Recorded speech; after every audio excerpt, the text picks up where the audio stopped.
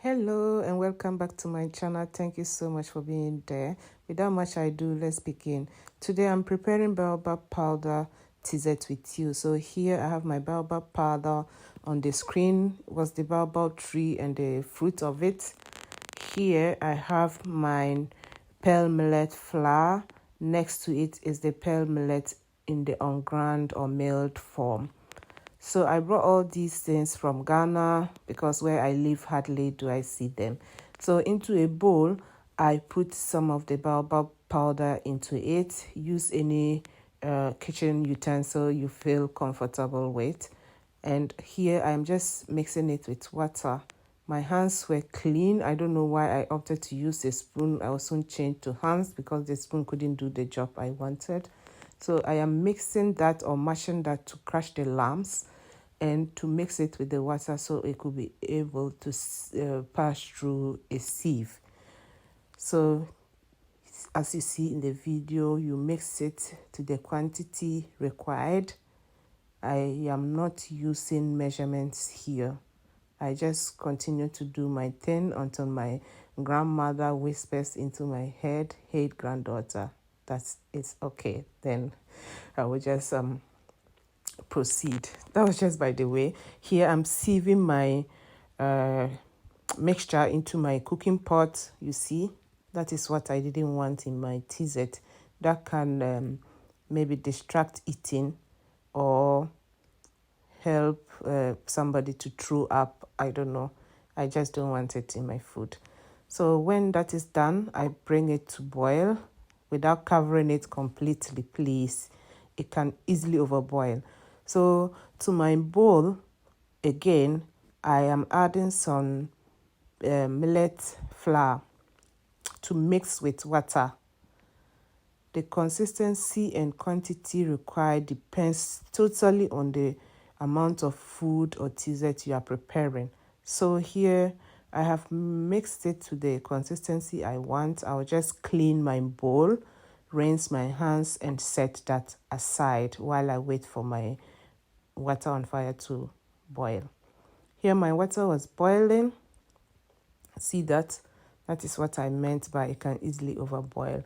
So it wasn't boiling the way I wanted, so I just decided to stir it with my wooden spatula or stirring stick. Then I'll allow it to boil again.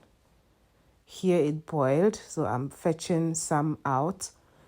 It will be okay, but to be on the safe side, I fetch some out so that when I pour the mixture of the flour inside, it doesn't overflow and create mess in my kitchen. So when that is put aside or the unneeded water is put aside, I go ahead and pour the flour mixture into the boiling water while stirring. You stir so that you don't create lumps. If you know the story of dessert, this can easily form lumps. So you see that? Smooth. This is what is expected. Nevertheless, when there are lumps, you can still use it for the dessert. My porridge was too thick, so I went ahead and poured in the water I kept aside to loosen the thickness. Still, it was too thick. I will later on add water, which you may see in the video if you don't skip your glance. Here, continue to stir to achieve the consistency I want. At the side, I've just put a bowl with cold water to help me dip my hands in when I want to clean the pot. So you see that I've just added some water like I said earlier. Stir that again, but this is completely optional. I will seize this opportunity to thank each and every one of you watching my videos, commenting, liking, sharing, subscribing, especially if you are a returning subscriber, a new subscriber, an old subscriber. I do appreciate you all. May God bless you and replenish your time and data, whatever you use in watching my videos. Energy too. Thank you. So I didn't cover it completely because it can also overboil. So you cover it or don't just cover at all. It was boiling, but not to the way I wanted again. So I stirred that and bring it to boil again. When everywhere bubbles like this is 100% yes to go ahead. So instead of the tisette, you can't use all the porridge. You may, but you may need a bigger pot. And in this my case, my pot was small, so I fetched some of the porridge aside, as seen in the video. So this fetching of the porridge too has no measurement. Sometimes the fetch out porridge should be 3/4 of the porridge in the pot. Sorry. 3/4 of the porridge in the pot, or half, depending on the consistency of porridge, tisette you want. If you want your tisette on the, let me say, lighter or thinner note, you fetch more porridge out. But then you have to watch the amount of flour also put inside. So I'm putting in here 3 scoops of flour. 3 because I don't want my tisette too light. I wanted my tisette on a thicker note because my case cannot handle light tisette, especially if it is made out of millet.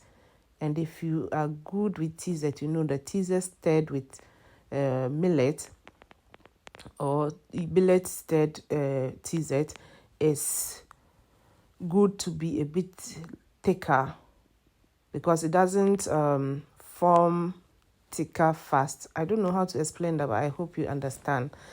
So at this point, I was just crushing the unseen and seen lumps against the pot so you could easily crush them. This process alone is enough exercise for anyone who doesn't hit the gym or cannot hit the gym again. To do this, you need manpower. You need muscles. So this is how I do it to crush the lumps in my tisette. So you can see it creates mess, but it will soon be clean. Here I just dipped my hands in the cold water and I'm cleaning the pot to have it a bit attractiver. You may still see this unattractive, it's your choice, but I see it to be attractive. There's no cooking without mess. So here I am putting in my first round of the porridge that I fetched and kept aside. You mix that to combine very well. Here with the mixing, you still have to be very careful because lumps may still occur, and lumps that are created here may not be able to crush easily. For the sake of time, I am fast tracking the video or speeding up the video, so pardon me please. You do as you did first or anytime you did crushing. Clean that again into your pot, continue stirring.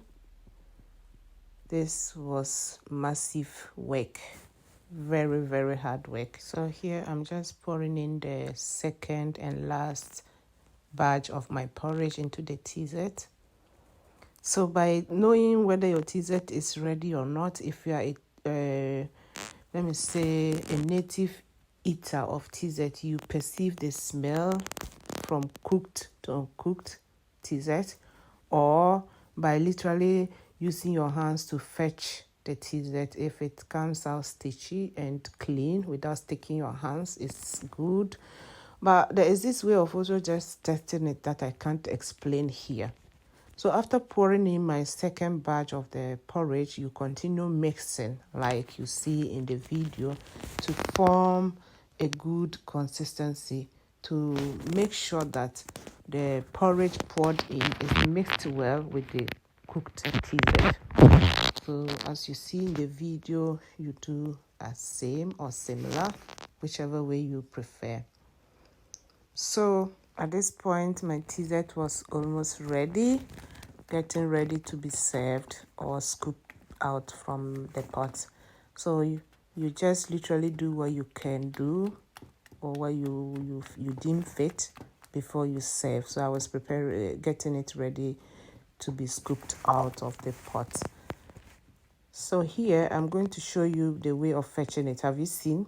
It didn't stick to my hands and it was starchy a bit because the millet has its own starch. I didn't add cassava flour here. Some people do add cassava flour. Well, that is onto them, but I didn't. So here I'm just serving it in my very local and authentic clay bowl. That is how we do it back home, especially those days when you receive a visitor and you don't serve the fellow in such bowls. You are not a lady. So the rest of the tisset was kept in rubber like this for later use. Food was ready. My kids couldn't wait. They were so hungry and couldn't wait to eat this. You see, this is how we used to serve those visitors back then. If you've watched this video up to this point, thank you so much for watching. Please subscribe, like, leave a comment below. Thank you so much for watching. God bless you. Bye.